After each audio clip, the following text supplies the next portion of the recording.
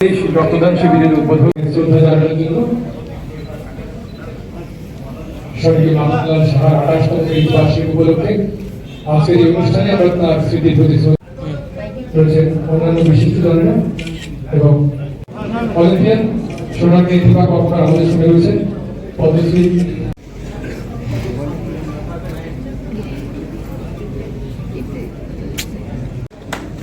এবারে বিনম্র অনুরোধ আজকের এই মন্ত্র প্রোপ্রাইটার এমএল প্লাজা আপনাদের সবার সহযোগিতায় আমরা চাইব এই রক্তদানকে লক্ষ্য করে রক্তদান শিবিরের মনে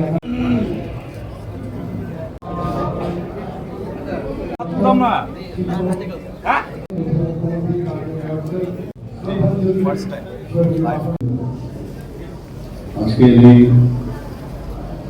স্বর্গীয় মাহমুদুল্লাহ সাহা অর্থাৎ আমার বাবার 28তম মৃত্যুবার্ষিকী উপলক্ষে যে শ্রদ্ধাঞ্জলি 11তম রক্তদান শিবিরের আয়োজনের মাধ্যমে যে করা হচ্ছে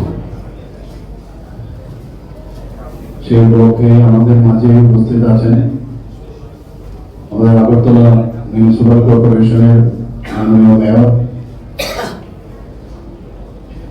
এবং মাননীয় বিধায়ক শ্রী দীপক মজুমদার মহোদয়। উনি অনেক কথা বলার ইচ্ছে ছিল, কিন্তু আমার যেহেতু ঠিক 11টার সময় একটা বিশেষ একটা প্রোগ্রাম আছে, 11টার মধ্যেই যথাসময়ে বুঝতে হবে আমাকে, চেষ্টা করছি। এর জন্য উনি কম বললেন, আমাদের মাঝে উনি উপস্থিত রয়েছেন, ওনার বক্তব্য আমরা শুনলাম। এখানে যিনি সেন্ট্রাল জোনের আগরতলা মিউনিসিপাল কর্পোরেশনের মাননীয় চেয়ারপারসন তথা ওয়ার্ড 20 নম্বরের যিনি কর্পোরেটর শ্রীমতী রত্না দত্ত মহোদয়, আমাদের মাঝে সারা পৃথিবী যাকে চেনে এবং সারা ভারতের সমস্ত ব্যক্তি যাকে চেনে,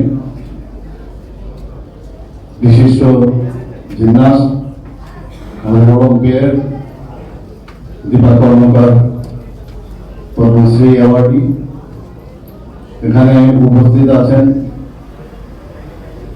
শ্রীমতী সূর্যকলা সাহা আমার মা, এবং যার উদ্যোগে আজকের এই রক্তদান শিবিরের আয়োজন গত 11 বছর ধরে এখানে হচ্ছে। এমএল প্লাজার কর্ণধার আমার বড় ভাই শ্রী রতন সাহা মহোদয়, আমার সামনে উপস্থিত আছেন বিশিষ্ট সমাজসেবী শ্রী শ্যামল কুমার দেব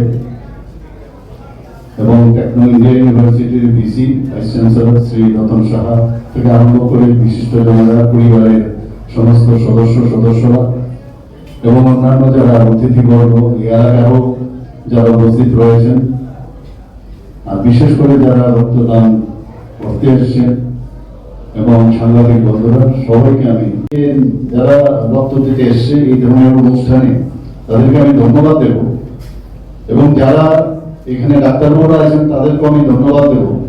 রক্তের এরকম অনুষ্ঠানে যখন রক্তদান শিবির করা হয়, এটা কিন্তু অত্যন্ত সুখকর, আমি বলবো এর থেকে বড় পবিত্র দিন আমার মনে হয় হতে পারে না শ্রদ্ধা দেওয়ার ক্ষেত্রে।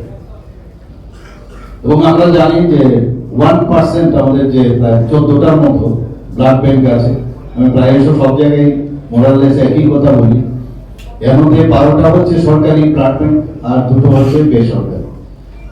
আর আগে হোল ব্লাড দেওয়া হতো কোনো রক্তের সমস্যা হলো, কিন্তু এখন সেপারেশনের সুবিধা আছে, কারোর আরবিসি লাগবে, কারোর প্লেটলেটস লাগবে আলাদা করে, প্লাজমা লাগবে আলাদা করা যায়। অর্থাৎ এই সিস্টেম থাকাতে একজন ব্যক্তি যদি রক্ত দেয়, দেখা যায় প্রায় 3জন মনুষ্য ব্যক্তিকে সে লাভ করাতে পারে, হোল ব্লাড নষ্ট হয়। আবার বাচ্চাদের ক্ষেত্রে হোল ব্লাড দিলে, যদি বাচ্চাদের হোল ব্লাড দিলে তারপরে লোডিং যে ব্যবস্থাটা আছে, সাইড এফেক্ট হওয়ার সম্ভাবনা থাকে।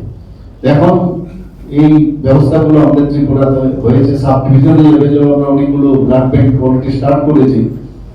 স্বাস্থ্যের দিক দিয়ে আজকে ত্রিপুরা কিন্তু অনেক উন্নত ব্যবস্থা হয়েছে। আপনারা সবাই জানেন যে medical seat, dental seat, BSc nursing, আমাদের ফার্মেসি কলেজ, এএনএম, জিএনএম সব দিকে আমরা কিন্তু এখন যে কোনো স্টেটের তুলনায় আমরা কোনো অংশে কোনো কম না। এবং পপুলেশনের 1% রক্ত থাকতে, অর্থাৎ 40 লাখ যদি আমাদের পপুলেশন হয়, 40,000 ইউনিট ব্লাড আমাদের রাখতে হবে। এবং আমাদের যদি আমরা বলি যে আমাদের ব্লাড গ্রুপ 4টা গ্রুপ, কিন্তু আসলে পজিটিভ ব্লাড গ্রুপ হচ্ছে 4, কিন্তু নেগেটিভ হচ্ছে RH নেগেটিভ। তো সেই জায়গায় আমাদের 8 ধরনের গ্রুপ ভগবানের যে কৃপায় আমাদের শরীরে কিন্তু 8 ধরনের গ্রুপের ব্লাড গ্রুপ আছে আমাদের শরীরে। এর মধ্যে নেগেটিভ ব্লাডের যে সংখ্যা, সেখানে 15% অফ দ্য পপুলেশন, রেয়ার পাওয়া যায়। আমি যখনই যারা রক্ত দেয় তাদেরকে জিজ্ঞেস করি যে আপনার রক্তটা কি গ্রুপে। যখন নেগেটিভ গ্রুপ দেখি তখন মানে এই ধরনের যে আমাদের কোথায় নেগেটিভ ব্লাডের সমস্যা, তার জন্য আমাদের ত্রিপুরাতে রক্ত সঞ্চালন যে পর্ষদ, তারা কিন্তু মনিটরিং করে। তো এগুলো তো আছে, আমি আর দীর্ঘ আলোচনায় যাচ্ছি না।